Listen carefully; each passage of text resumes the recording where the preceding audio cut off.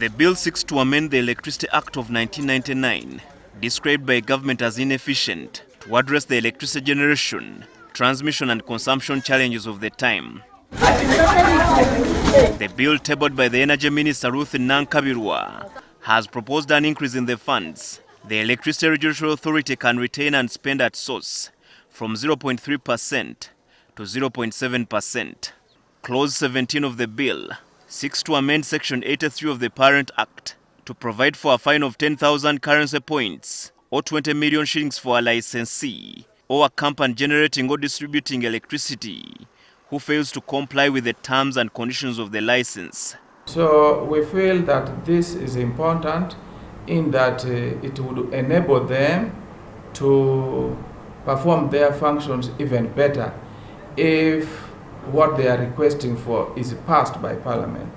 Under Clause 19, a person who cuts, removes, takes away, or transfers an electric supply line, material, meter, or public lamp from a tower, pole or other installation, stores, moves, connects these materials without authorization, commits an offense and is liable upon conviction to a fine not exceeding 50,000 currency points or 100 million shillings, or imprisonment not exceeding 12 years or both.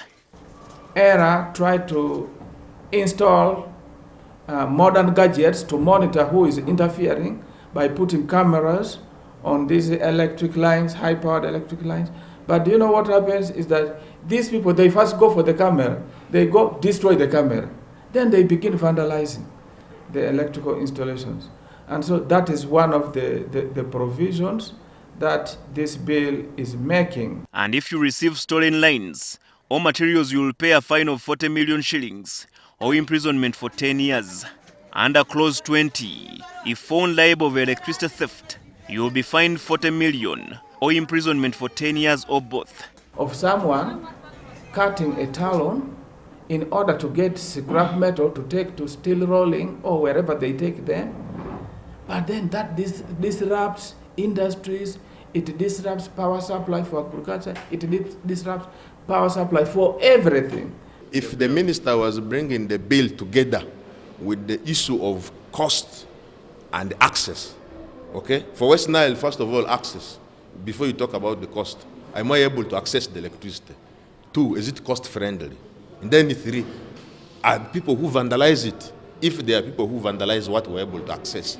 Government under the Electricity Distribution Company Limited between 2019 and 2020 lost 25.5 billion shillings in power thefts. The vice is most pronounced in Bulambuli, Sironko, Rakai, Chotera, Masaka and Kagadi districts.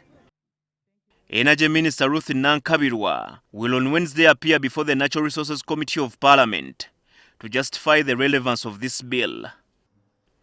Herbert Ziwa, NTV at Parliament.